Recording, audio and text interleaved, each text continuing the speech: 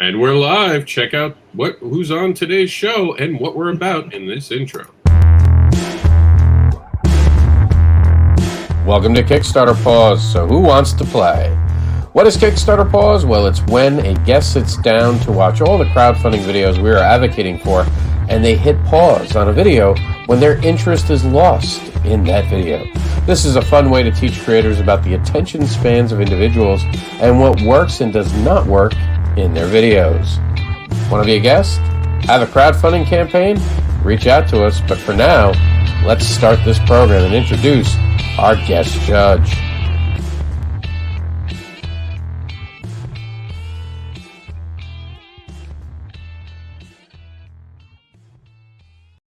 Never put music you like. You'll always sit to the end listening to it. So, I have two amazing judges today. We're going to go around the room first. Meredith Logren, first off, thank you for putting this together. This is the Kickstarter Pause for part of the indie event. She's done an amazing job.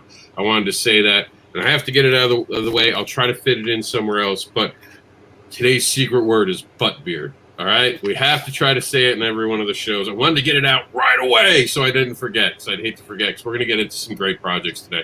So, Matthew, tell them who you are and tell them you represent Geek Insider, the person, the group hosting our website for this event and helping us put it together. Yeah, I'm Matthew Harris. I'm the managing editor for Geek Insider. Meredith's boss, but she usually tells me what to do.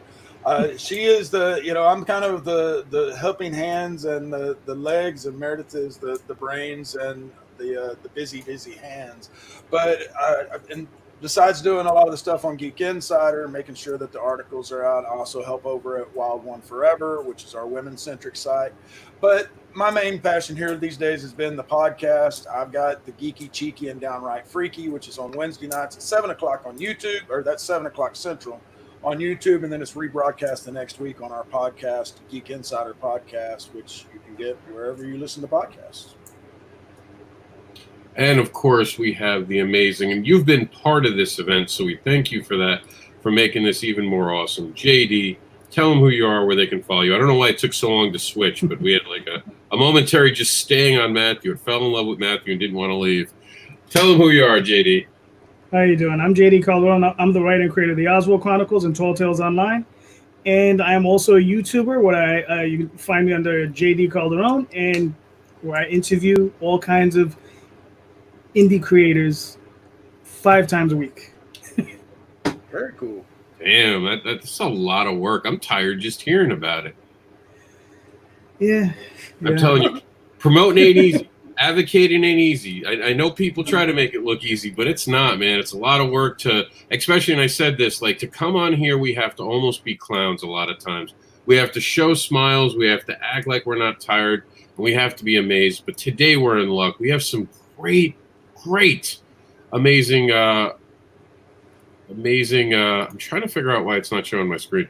We have amazing things to share with you guys today. So I'm super excited. I'm super honored.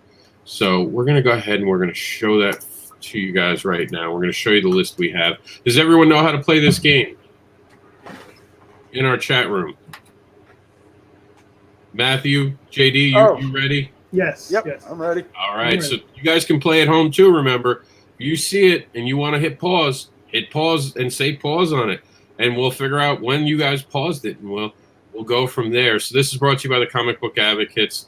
And, of course, Geek Insider. And Meredith has asked, and Matthew have asked us to bring over some more content. So you'll be seeing this more on Geek Insider because they're interested in covering comics, too.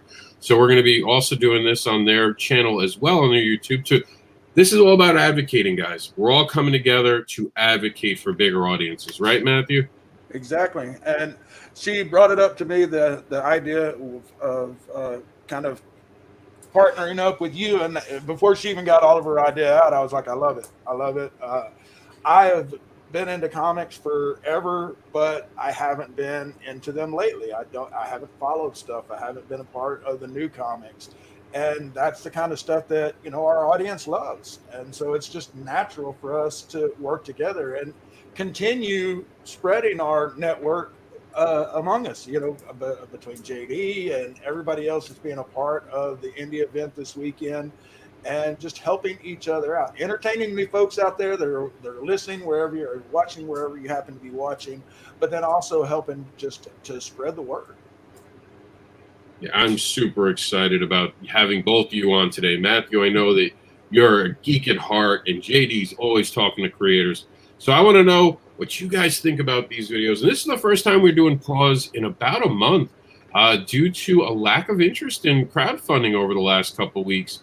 We didn't have a lot to actually go on, and we, of course, had the 1 week where we had the blackout. So we're actually back on track finally with this weekend. We're on the wrong day, I know, but that's because we're part of this huge indie event that is bringing different shows together. So Kickstarter pause being on here was so important. So we're going to start. Are you guys ready for the first video? Yep. Yes. I know I am. This is Hero Shack number 2, In Search of Heroes.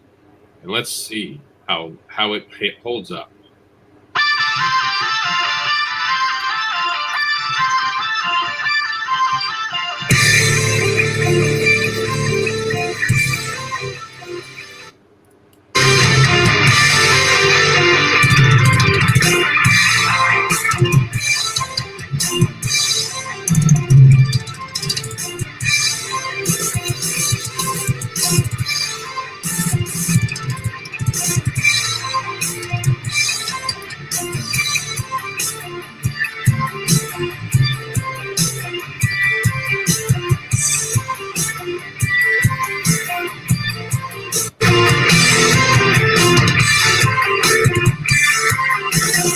You can stop.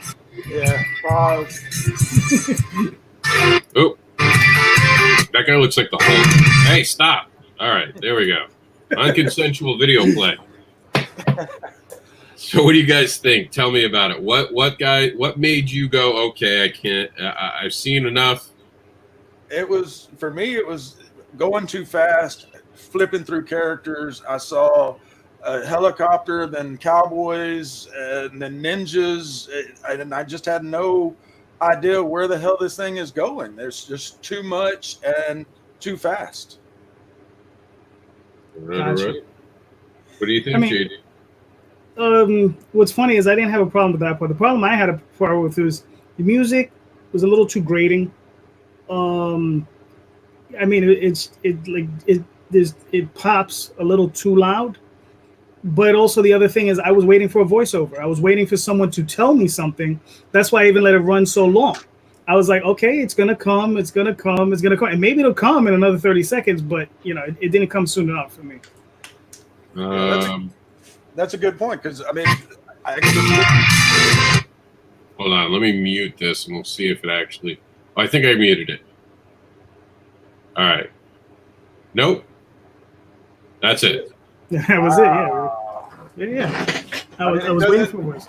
It doesn't tell you anything about the project. It shows you a little bit of the artwork, but you don't get enough of the dialogue to get any sense of who these different characters are or what the whole mesh of the whole thing is about.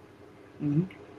Yeah, and it's funny because the last video when we actually played this, he was actually talking and very passionate. I think that's what happens. Creators do this long, and I have my my camera dimmed right now because I'm not as pretty as these two gentlemen, and I wanted to focus on that. But he actually had a very passionate video, but it went too long. See, creators, I think, go between two things. They do a Facebook Live on their thing, and then or they do too much music. And Chris is actually here. He said, hey, guys, I just saw this come up. I appreciate the words. There was no narration in it. The first video had a little bit. Christopher, do you want to come on and tell us about it a little bit? Yeah, come on, Chris. Come on to the show and tell us, because he had a very passionate video, but I do think it ran a little long. And the thing is, too, is for these campaigns, a lot of these guys, I think, they're focusing on the people that were in on the first edition, you know, the first issue. Because you also have to put enough in there to where someone like me that's coming in totally unknowing what this project is about, and give us a little something on what we can expect, and hopefully make me want to pick up that first issue as well. Yeah, it's super hard. It really, and the balance is, it's like pulling teeth to figure out the perfect mix. But when you get it, you get it. I can't, my friend. We have dinner guests in 5 minutes. Oh, but Christopher, I give him a lot of credit. Like I said, that first video is very passionate, and you should definitely check out the Kickstarter. Let me ask you the important question. Was there enough there for you guys to click more? Would you be like, all right, the video doesn't have me, but I want to see what this is about? Did it wet your whistle of entertainment? Well, it definitely piqued my interest because of the meshing of all the different genre character types. And so, yeah, I definitely want to see more. Yeah, I would have. I mean, yeah, definitely. I mean, there was, it looked fun, but I wanted to hear something about it. You know what I mean? I wanted somebody to tell me something, anything. Yeah, and I think we're going to have to kick JD out of this round because he just interviewed him last night. I did. They had a good interview too. Like they looked like they were becoming real close friends. So I don't know if he's going to pull the trigger. Matthew, you're our only hope in this round because JD's going to be like, just going to let the whole video play. So, but I warn you, this is compelling. His story is amazing. His story is very much like me, someone who's dyslexic, who actually got inspired by comics. I love that. I absolutely love that comics has helped him like it does me. So I'm biased too in this round. I'll let the whole video play because I love hearing his passion as a creator. So I welcome you all to Rob, and he's got a great name, Rob. Nightwolf 1 through 4, urban fantasy werewolf, coming of age drama.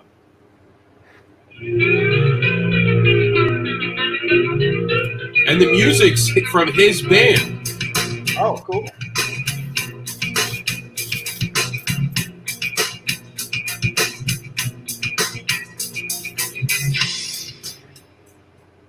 Do you love stories about anti-heroes, supernatural beings like werewolves, vampires, demons, witches, and more? Then Nightwolf is the comic book series for you. Nightwolf has proven to be a fan favorite with its unique take on the supernatural, theology, mythology, and fantasy. The story encompasses elements of horror, magic, and science in a modern setting. Hi, I'm Robert A. Malteri. I'm the creator and writer of Nightwolf and the founder of Lone Wolf Comics. It's been my dream since I was a kid struggling with attention deficit disorder and dyslexia to be in the comic book business. Comic books have helped me learn how to deal with my learning disability. And that's why this project is so important to me, because comic books have been so influential in my life. Born into an outcast breed of werewolves known as the Monokai, 18-year-old Rodney Marcelli is reluctantly thrown into an ancient war between good and evil. With the help of Snowpaw, the pureblood Monokai, Rod must learn to master his newly found lycanthropy and mysterious kinetic energy power that only he possesses. Rod must fight the Dark Covenant in order to avenge his friends and family and to save the girl he loves from the master vampire Lord Malice. Rodney Marcelli is Nightwolf. For 2016, I launched a failed Kickstarter campaign for Nightwolf issues 1 through 3. I played the game on hard, setting a $20,000 goal. However, I did raise $5,000. All right, Matt, do you want to keep going? He gets to pause, but you get to the final. Yeah, if you want to. Keep going. All right. But since Kickstarter is an all or nothing thing, I didn't get the funds. I didn't let that failed launch stop me. So I decided to raise money on my own by doing freelance web design jobs. After self-publishing Nightwolf issues 1 and 2, I launched another Kickstarter in October of 2019 for Nightwolf issues 1 through 3, with a more reasonable funding goal of $5,000. The campaign successfully overfunded thanks to the amazing 217 backers that I refer to as my Wolfpack. So far, I have written 12 issues of Nightwolf and have published the first 3 issues in print and digital formats. All right, now I stand ready to publish Nightwolf issue. I kind of think I know why Matthew paused. So let's go with JD first. I mean, stab him in the back. He's your guest one night and just trash the next day. No, but seriously, why did you think that point of the video was enough? Because I know you liked it, because I saw last night's thing, so I know you're a fan. What about that moment made you stop? Okay, so yeah, I'm not stabbing the guy in the back. The guy's excellent. And as a matter of fact, this is one campaign I don't even have to order because my wife ordered it. I'm stealing her copies. So, but because the thing is, I like the initial story, right? But the second he gets into that he failed, okay, you understand? The second he got into he failed, I don't want to hear him. I don't want to hear about him failing. You understand? I mean, I know he's successful, and he's been successful, and he's going to continue to be successful. But when you know that part of like him failing, honestly, I'll be honest with you, that little piece right there, I don't need to hear. And I don't think that, yeah, I mean, you can use it as a sort of sympathy. But I think for me, it's something that could be snipped out.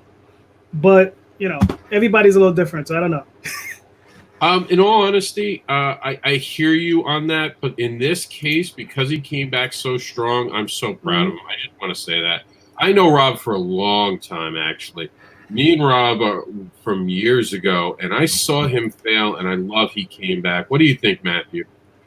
Oh, I did like hearing where he said that he made the mistake of setting too lofty of a goal.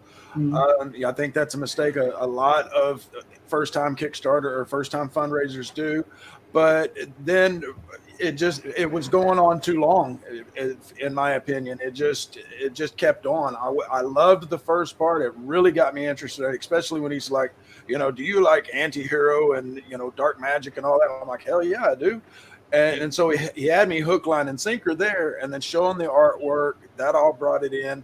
And, I did like hearing that he learned from his mistake, but I thought it should have cut off about where he said with a more realistic goal of $5,000, and then maybe gone into, this time around we're going to do tiers, or stretch goals, but he had me up until then. It's funny. He showed up on one of these shows randomly. We sent out a link, and he happened to come in right when we were talking about his campaign. And we were like, oh, Rob. Let's go over everything you did wrong. And he was a good sport, and we told him that we did think it. We loved it. The passion's there, that he's a creator that you want to support. But like all you guys said, okay, I get it. You don't have to. And sometimes I think with creators, we feel like we have to over-explain. Because if we're not explaining it, no one's going to hear it. No one's going to understand the struggles we've gone through. So I think it's, like I said, this would be a great YouTube Live or a Facebook Live video. This isn't the pitch. And everyone's got to remember, for your Kickstart video, make it a pitch. Make it quick, 60 seconds or less, just like my sex life. I'm told that's not how you're supposed to do it, but it works for me. All right. So works every time, right? Also, for all this information, he can just go over. You can just send him over to the video we did the other night, the interview I did with him the other night. It's all there. That's true. Yeah. I'm like a Navy SEAL, in and out. Okay, so now you guys get to pick on me. So here's my stuff. I wore. You don't even have to start it. What's that? I'm only joking. Wow. Oh. I've never had that kind of cold. I'd like to thank JD for being on the show today. At least give it 2 seconds. Come on. Matthew, you're my only hope. All right, so here, as I was going to say before my dreams were crushed, this is my very early work, so be gentle. I'm from New York, that's not in the vocabulary. I know, like he's just like, shit, oh God, just skip this bitch. All right, Matthew, be gentle. I know Jason's going to hit pause.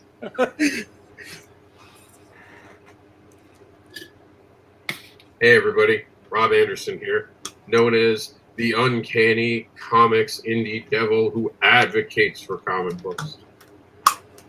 There was a time I wasn't any of that. I was just a guy looking to create comics. That's what you're going to see. My origin in comic book creating. From the time I used actual newspaper articles and headlines to create a comic, the time I used action figures to tell a story in a comic book, and even the time I was the artist on the comic book. We're going to talk about bullying. We're going to show stories about an alternate way that workers' comp could potentially be in the future. Some of these stories you've never seen before. Some of them are going to have explanations, and you're going to get a little bit of an insight. This is my creative journey, and I thank you for taking the time to watch the video and spend some of that creative journey with me. Please check out the rewards. There's a lot of great stuff, and if you're a fan of the things I do, this is your way to find out where it all began. The one mistake I know I made is I said great stuff. You're not supposed to ever value your own stuff. I only caught that now. This is the first time I've actually listened to it. When I first listening to it, you always listen for mistakes that are very obvious. Did I say did I say and? Any of that. But hearing the great, I hate when people evaluate their own books. It turns me off because they shouldn't be the ones doing it. So if they win awards, I want to hear about that. Outside influence, yes, but don't talk too much. What do you guys think? JD, I want to hear from you first because you're from New York.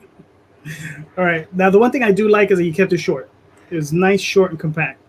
The only thing that the only problem I've ever had about your stuff, and I probably have the same problem with my own stuff, is that, you're passionate, but I could tell you're reading off a script. Actually, no, there was no script. Really? Because it feels to me like you're reading off a script, and that it's rehearsed. Like you've done it, either you're reading off the script or you've done this over and over and over again. No, it was off the top of my head. Really? Okay. It's a pacing. I thought the same thing, Rob. I thought you were actually looking down below the camera at a script. No, it's pacing. I very early on in my career, you can even hear it when I talk sometimes, I was told I speak too quickly. So especially when I'm doing a video like that, I'm very mindful of how the pace of my...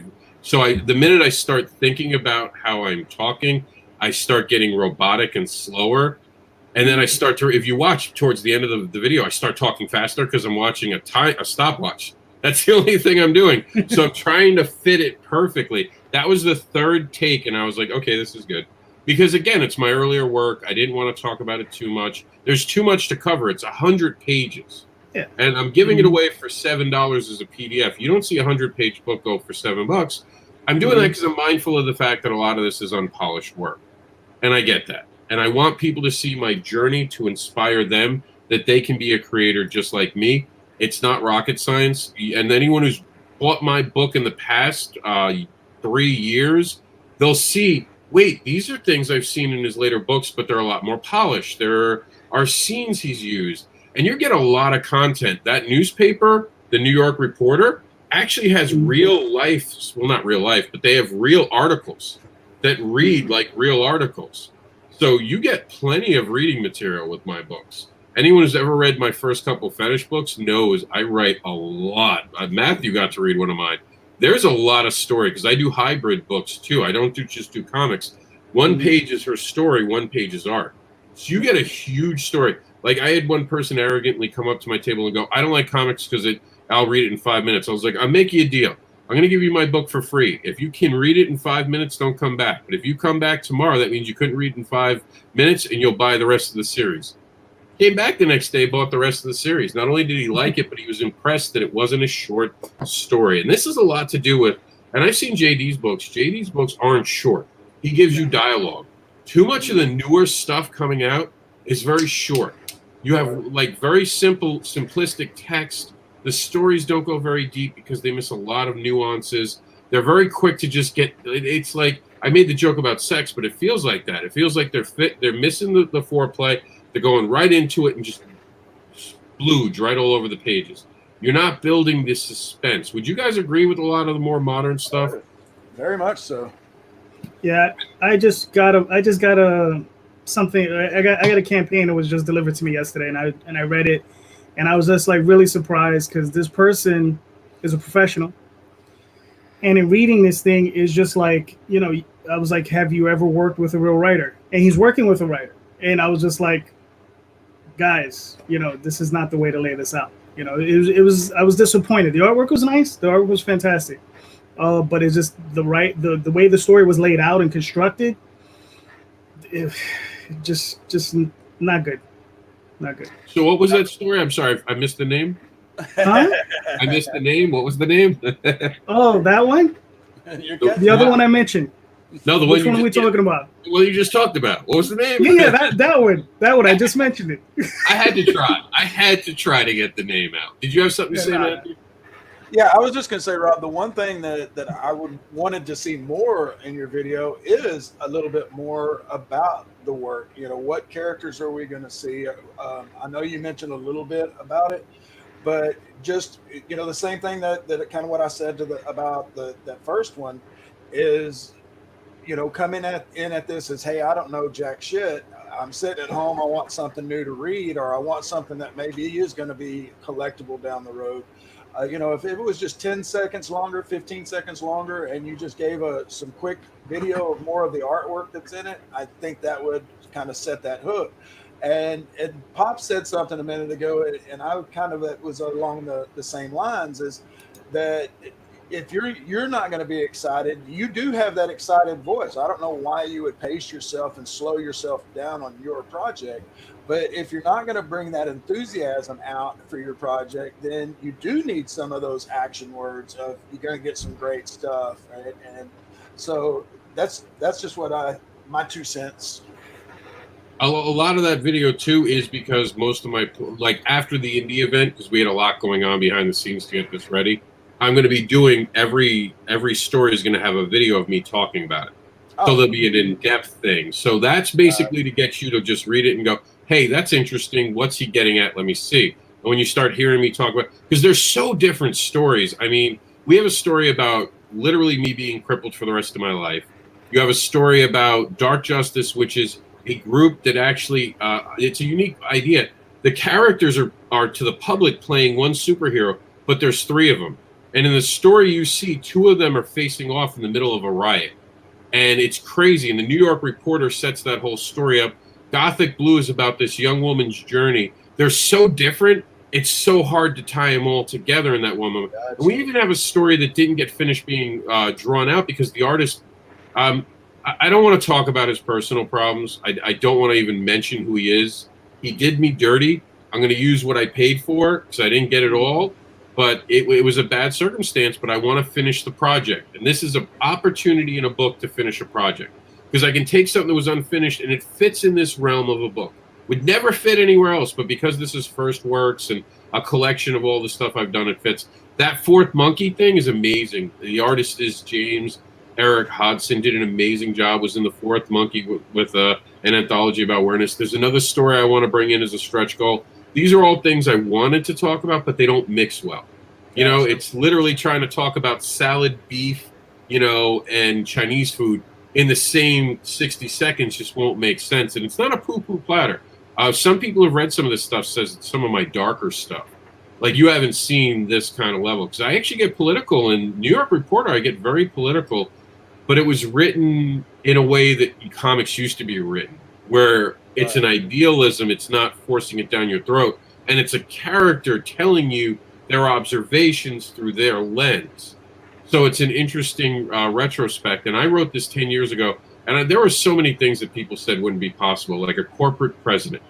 I was told flat out there'd be never a corporate president. I was told that there'd never be anything that you could handhold that would be able to play videos, be able to give you maps, be able to get you phone calls. That's impossible. There'd be nothing made that could do all of that. And then we had the first smartphones come through. So it's a weird thing because the technology, I was even talking about drones in the story before drones were being used as much. Now, I'm sure Matthew's like me. He's up to the future tech. He's reading all about the stuff coming out in 10 years that no one else knows about. So he's kind of in the loop. Would you agree with that, Matthew? Somewhat. I haven't been able to lately, but haven't been able to lately. But yes, normally just for personal reasons, and then also because of Geek Insider. And Alan, one of our writers, he stays on top of it, and because I edit his stuff, I naturally, by osmosis, stay on top of a lot of it as well. I hear that. All right, we're going to move on. Enough about me. We can talk about me. But hold on. Hold on. Rob, you didn't finish telling us the name of that artist. Oh, yeah. His name is, the next project is by, I see what you did there, but I'm from New York too. Don't forget, I'm from New York too. I'm not I gotta try. I respect it. I respect the hustle. I love this comic book. This is one of the most amazing comic books that I've seen come out in a while. If you guys like Black Mirror and cyberpunk, this is right up your alley. This will blow your socks off. Check this out. This is by Inez, and she's across the pond.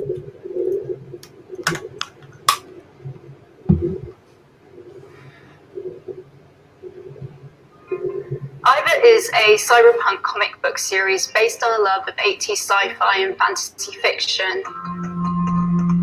The story is set in the Ardent Nation, an upbeat, stylized technological utopia set in the 23rd century. However, all is not what it seems.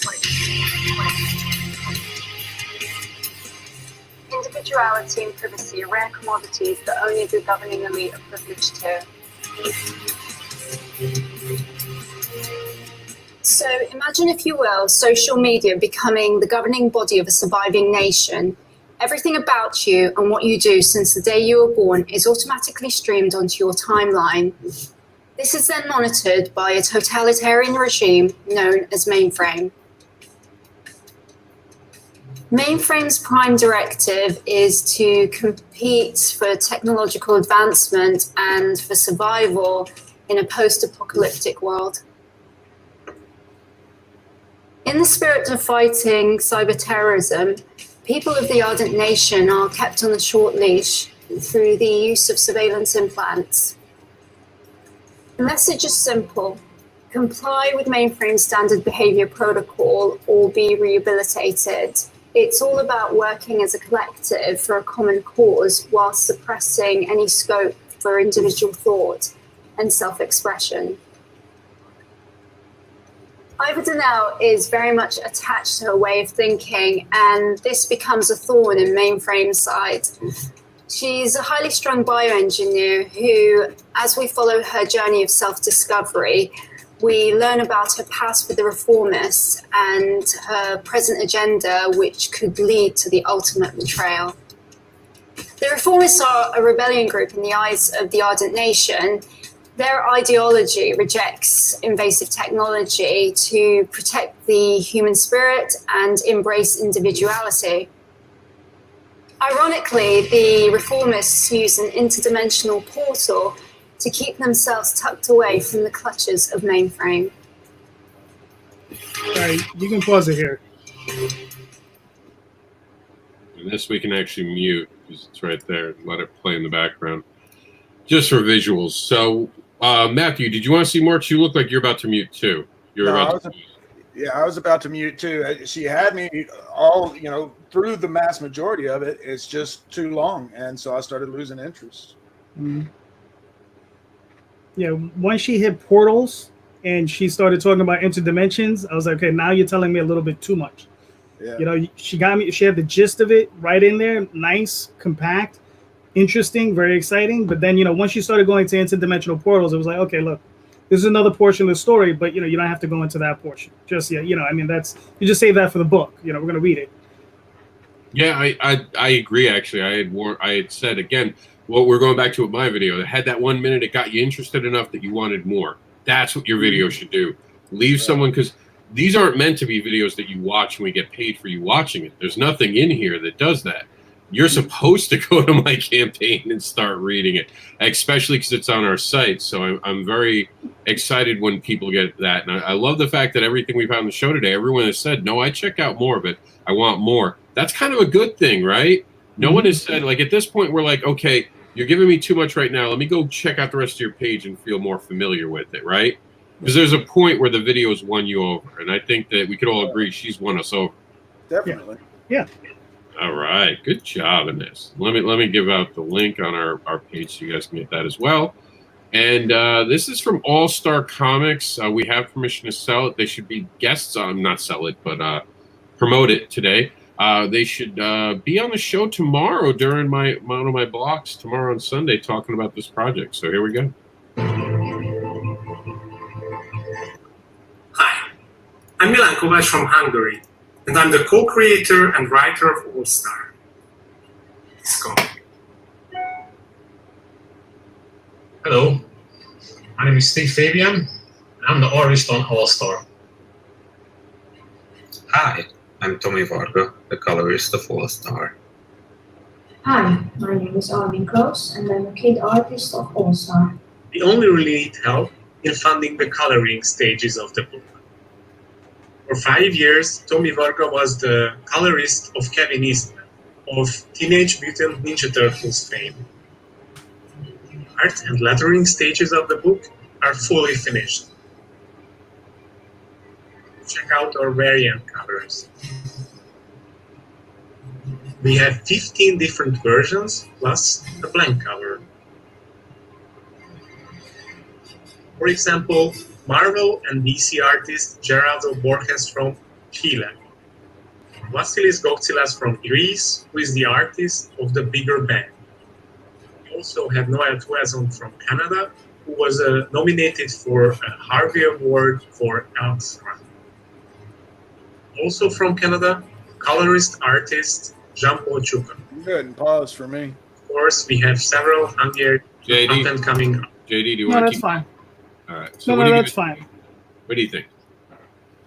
Well, I know who all's involved in the project, but I don't know anything about the project. And granted, some of those names are enticing and would want to make me know more about it, but it's just they lost me. It was just too much about the. We had the whole. It should have been one or the other. They did the video of everybody, little clips of everybody with the stars, and then now we're going into slides with even more names. Mm-hmm. Yeah, I agree. I mean, there's nothing there with the story, and I mean, and the thing is, it looks intriguing. It does. You know, that's the thing. It does look intriguing. The artwork looks very nice. And damn, I hate saying this, especially coming out of New York with my accent. The accent was a little tough to get over. You know, it was a little because it was difficult for me to sometimes understand what he was saying. It might have just been his audio quality when he was recording it. It might have just been that. I'm from Queens, New York, the melting pot of the city. So those accents don't even bother me. Plus, I grew up in a Ukrainian household, so I'm used to accents. It doesn't bother me. I think he hit it though. I don't think it was so much the accent. I think that there were some audio issues. There was some crackling at times, right when he was saying a word, right? And so then you're trying to calculate what did he just say, and then you're missing some of the current conversation. What they need is a voice actor, someone who can have a great voice for them to voice over. No, but seriously, I do know a little bit about this project, and you're right. It really kills me because here it is. And as an inspiring comic artist, he tries to cope with his traumas by creating superheroes. He's a bullied kid. There's such a passion right there. I agree with you. And I think that the only terminology I can really put to it is starfucking. This felt like they were trying to put the stars ahead of everything. You never put the creators ahead of everything. You got to give a lot of people want to talk about Stan Lee. But Stan Lee never put himself ahead of any one of his comics. And that's what I always respected about him. He didn't. They were things he loved. He loved working on them. Same thing with, of course, Jack Kirby, Dan Ditko. Egos didn't come before the comics. And I think we're in an era where egos are becoming before the comics a little too much. And people think they have to talk about their artists. Because, I mean, how many times do we see variant covers now? Well, I have a variant cover artist named Johnny John. And Johnny John has done these books, and Johnny John is awesome. And like you guys are saying, but what's your book about, dude? You still haven't told me. I know about Johnny John. I know about Smithy Smith and Janie Jane, but I don't know anything about your book. Tell me about the book. And this is, I mean, when you look at it, and I'll talk to him tomorrow. I'll give him the advice. They kind of dropped the ball on that ability to talk about that. And they got free shipping worldwide. I would start my video with that. You kidding me? Listen, we'll ship anywhere for free. I would be like, what? Okay, I'm interested now.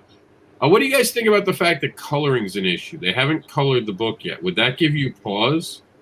No, because that sounded like that's what they wanted the project for. That's what Yeah. the Kickstarter was for, is doing that, and everything else is done. So I didn't have a problem with that at all. And I'm digging the artwork. I want to see it colored. I would get in on this project, but I would want to know more about the cool characters. You know, what's going on in that artwork. I don't need to know all the talent behind it. I can find that out once I go to the page and you start telling me that there are 12 different variants that we can get and stuff. I want to know more about the project itself. Because the artwork looks wonderful. Yeah, it looks solid. I'm ready to back it. I want to be part of this. But like you guys said, I do think they dropped the ball. Too much talk about who's involved, not enough talk about what the story's in it. You know, like I don't feel like I understood anything about this. It honestly felt, the first time I watched the video, it felt like an anthology, because I have to sometimes watch the videos to make sure the music's not copyrighted. So in this case, I remember feeling like, well, wait, what was your project about? I don't know if I understand what it was about. So I actually started looking at it, and I was blown away by it. So sometimes, like you guys said, you have to put more passion in. Let's see what this Oswald guy did. I mean, God damn. This guy. Not this guy. Right, yeah. Shit. All right, let's see. The art's great, though. I'll give you that. One of the things I learned from good taste. from Camila, who's on this, she used to be part of Kickstarter. She said, and I never thought of it this way. She's like, you have to have more action shots, more adventure, something to draw people in on your preview thing.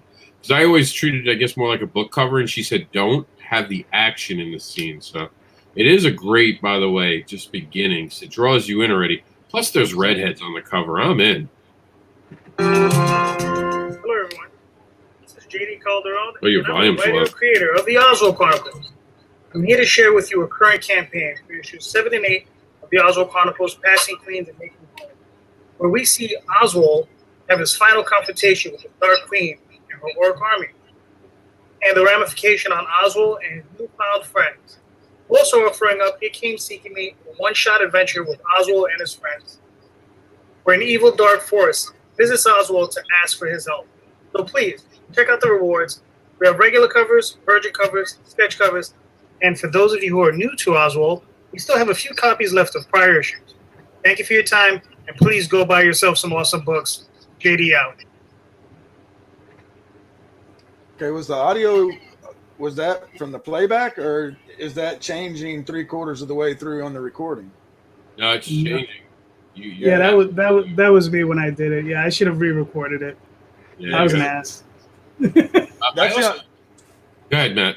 I was gonna say that was the only complaint I had. It kind of distracts from being able to watch it because it sounds like you're phoning it in basically, or you're just your headset isn't all the way plugged in or something, and then it popped, and then you sounded good right there at the end.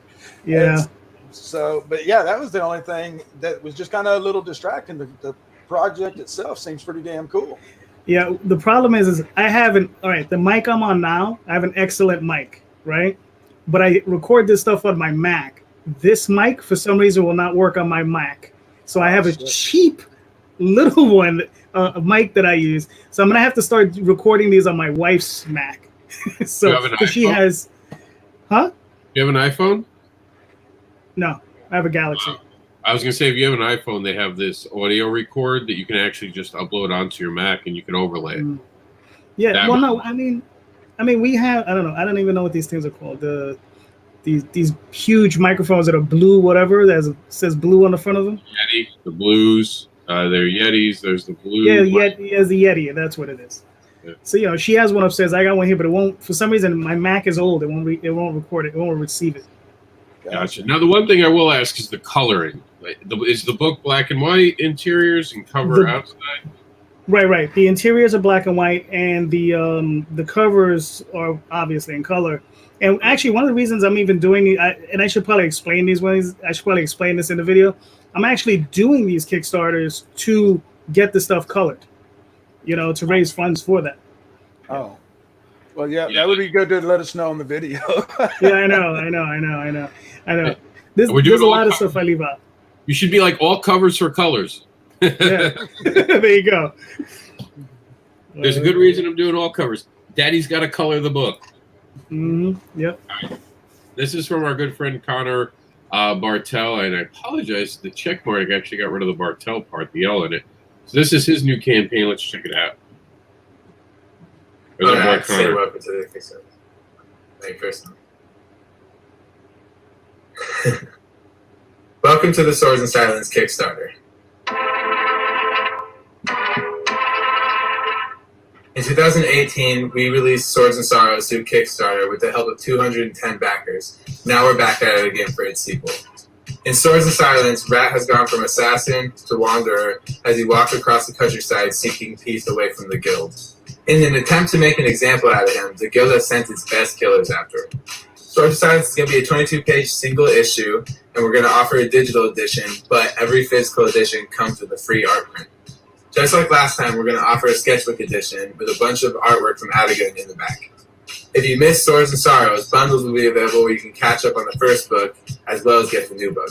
If you want to catch up on our last Kickstarter, the Grimmer Crossing Omnibus will also be available. Thanks for visiting our Kickstarter, and we hope you love the book. That's a wrap, baby. All right. All right. Oh. What do you guys think? You go first this time, JD. I mean, I liked it.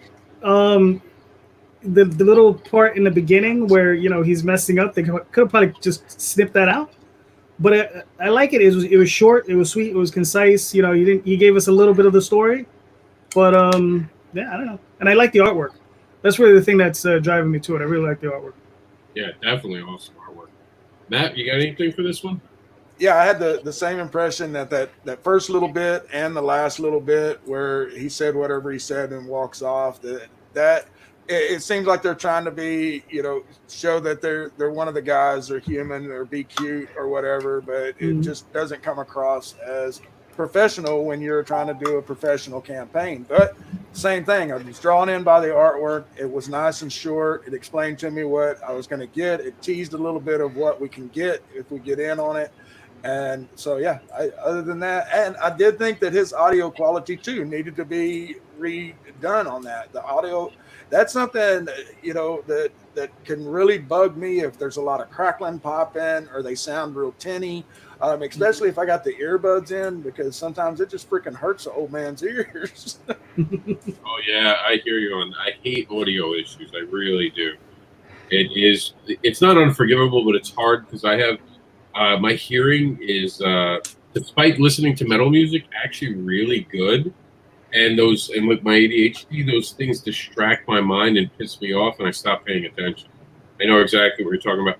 The new thing of leaving the outtakes in the beginning, it's become a trend. I don't understand it. I've never met a single person who likes it. Outtakes work great at the end of a video, not at the beginning. Because now I'm showing up to donate you money, and the first thing you're showing me is that you don't know how to make a video, is not usually the best bet. But he pulls it off because he gets back. He has the good smile, very endearing. But I think Connor could have cut either way. But I understand. It was a sense of humor thing. Maybe someone one day will get to the point where they think it's funny, and I'll find out about it. Because I do ask people if they find it funny. So far, most people have been like, I could have gone without it.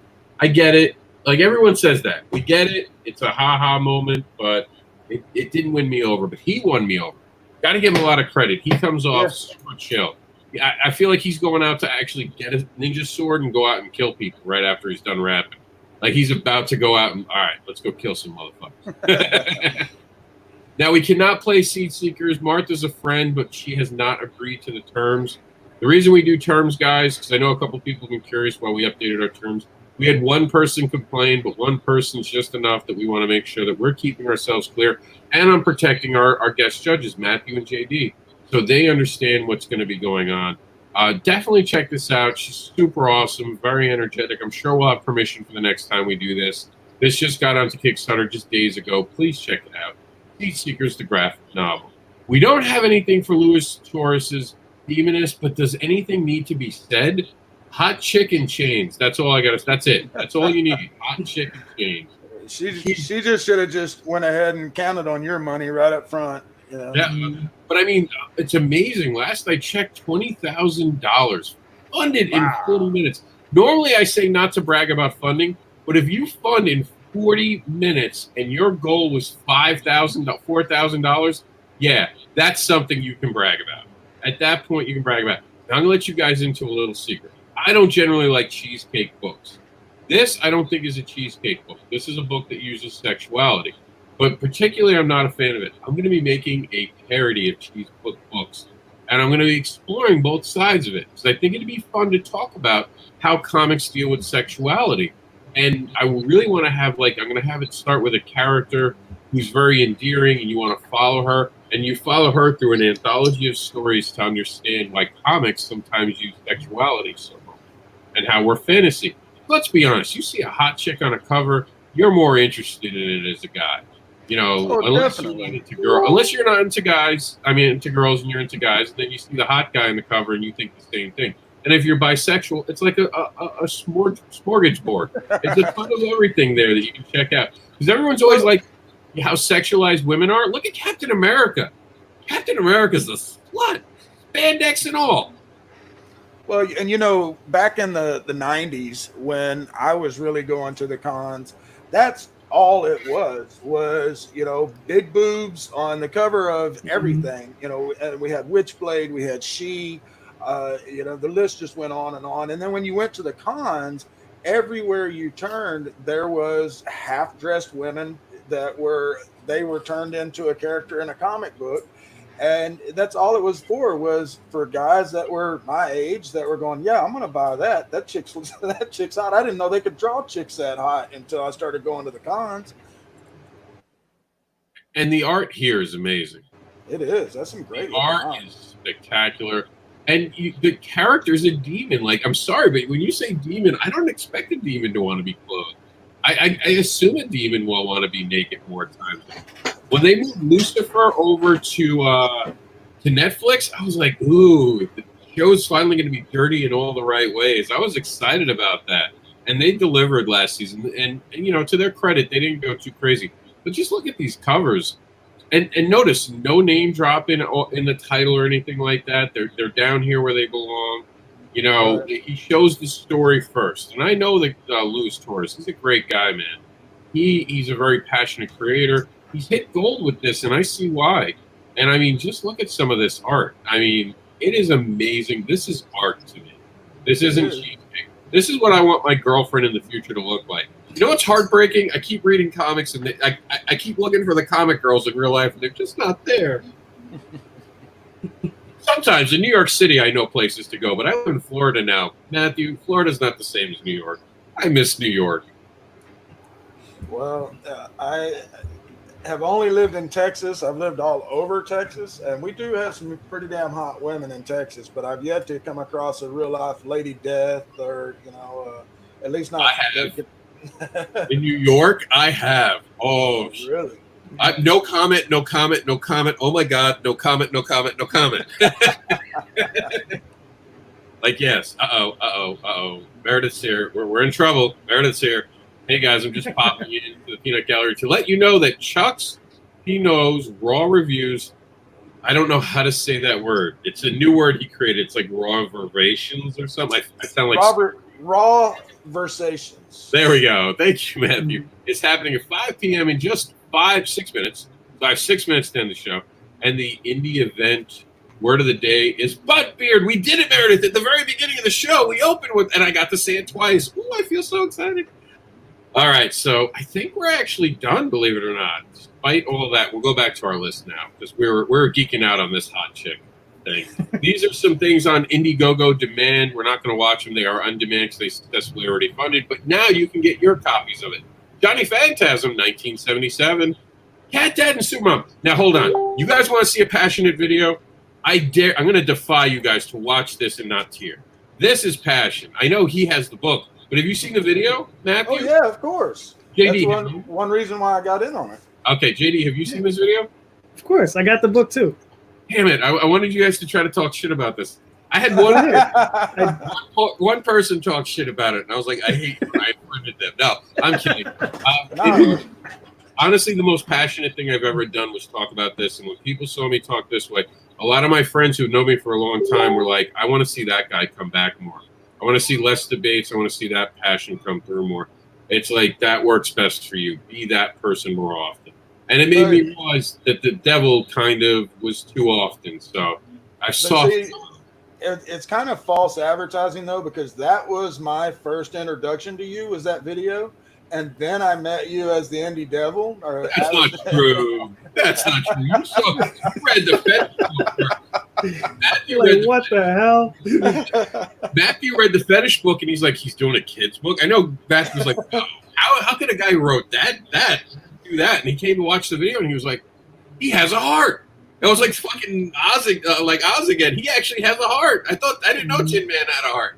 Right. But yeah, that's available on my Kickstarter right now. Well, and God's Hands, this is by a great creator too, that we don't talk enough about, Anthony Figueroa. That's a great Anthony's book. awesome. And then the epics of it can do. A really cool book. It's about an autistic guy who thinks so fast that he thinks the whole world is moving in slow motion. And then I know this is going to piss some people off and they're going to report the video, but suck it. Ethan Van Sciver's made $1 million. It's worth mentioning. It's worth mentioning that someone has broken $1 million on a comic book series. We appreciate that. We give him nothing but credit for that. I'm not saying you got to believe in his politics, but celebrate the fact that comics can make $1 million. It's amazing. Yeah. Hey, look, I like the toys. The toys look cool, right? Yeah.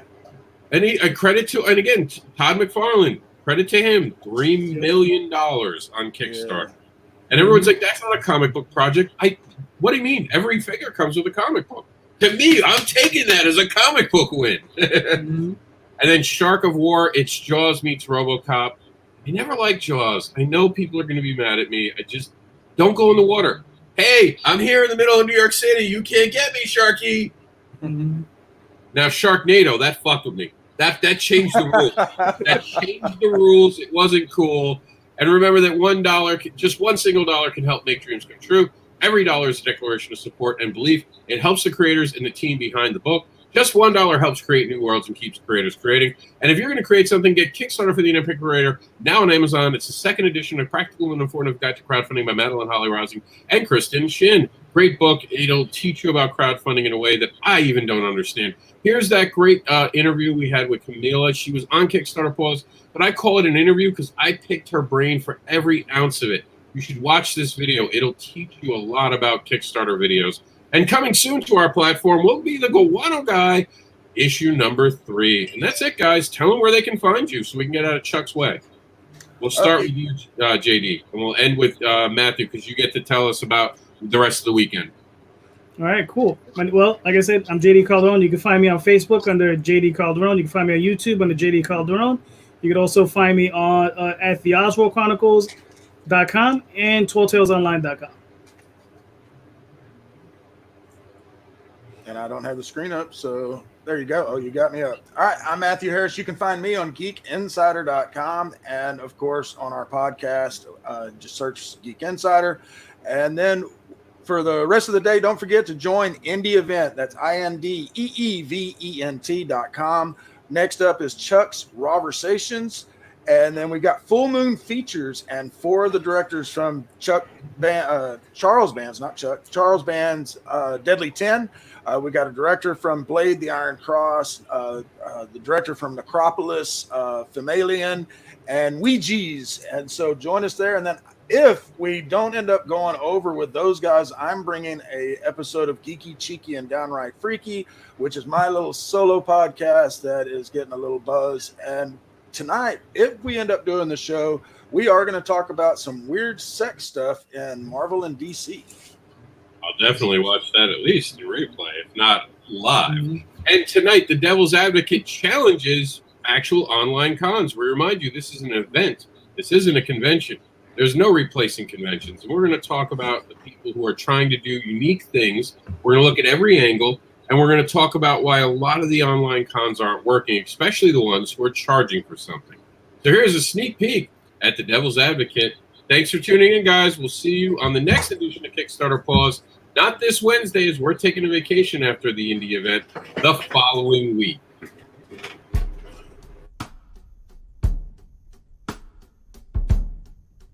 It's time to get real about shit and have some hard conversations and rip apart topics to make sure we advocate for every angle of that topic. Welcome to the Devil's Advocate, brought to you by Indie Volt. Give your fandom a recharge, and hosted by the uncanny indie devil, Mr. Anderson. Follow all the comics, devils, tales,